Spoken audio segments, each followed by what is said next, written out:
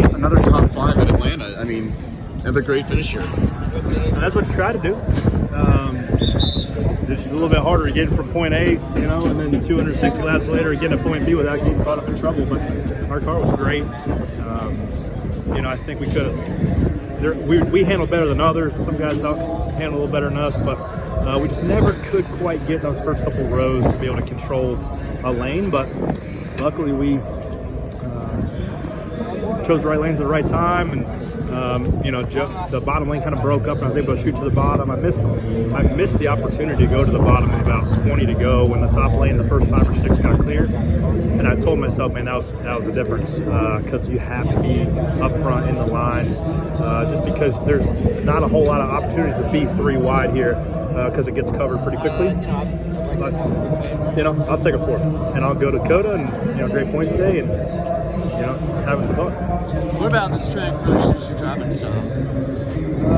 You know, you don't need to have the most downforce. You don't need to have, you know, push the gray areas, because you know my guys, we are as black and white as you can build them. We can't afford a big fine or points.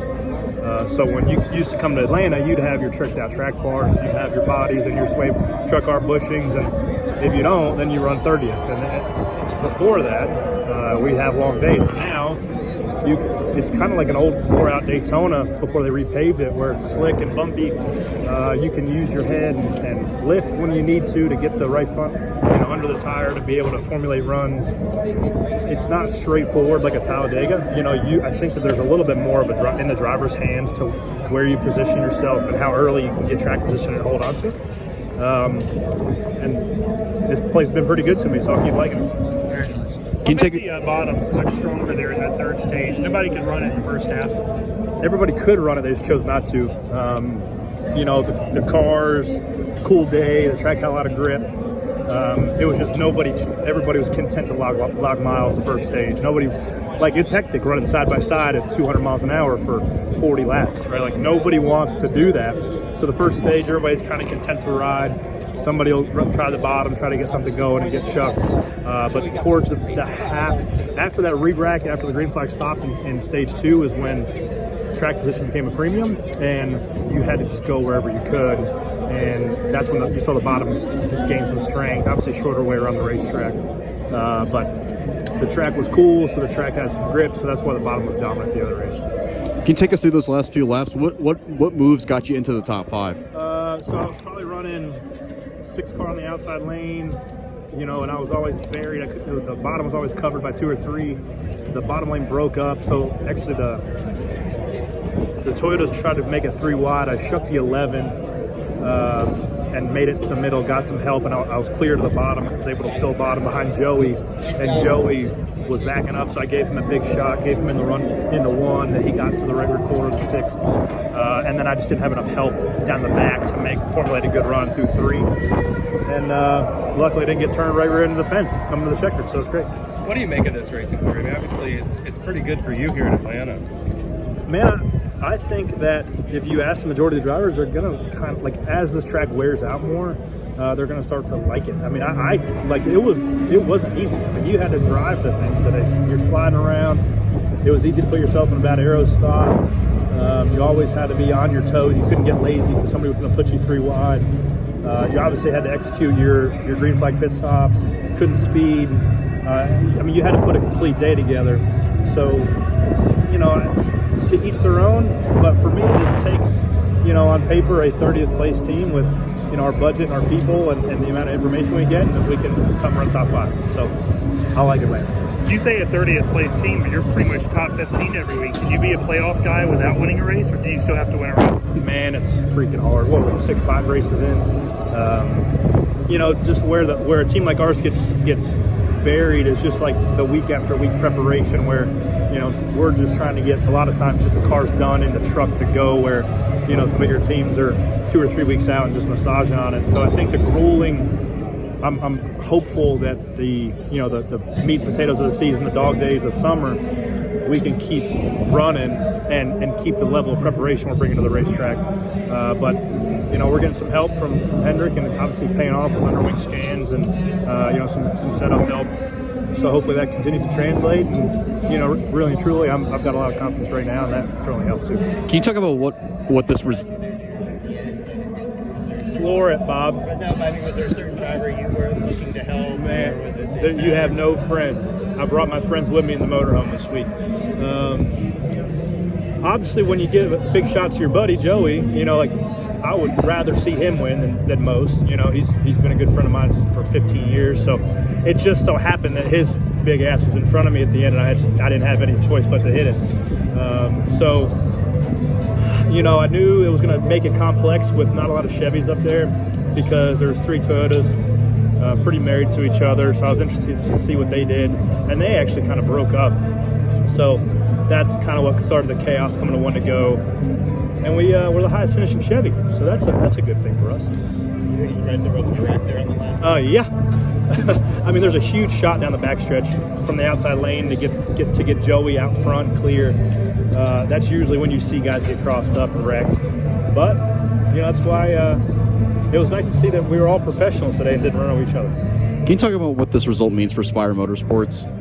A straight car, and you don't, you know, chunk it, end up on the flatbed like we did last time, and it's a good payday, good points day. So, man, we started the year off really, really solid, and I don't think we could have started any better.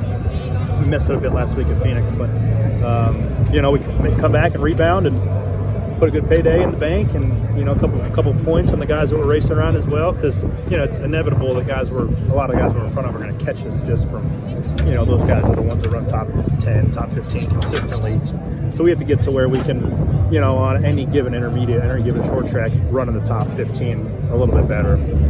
But we're getting there. You know, days like this certainly give us confidence and give us a little more money in the kitty to, you know, keep it digging.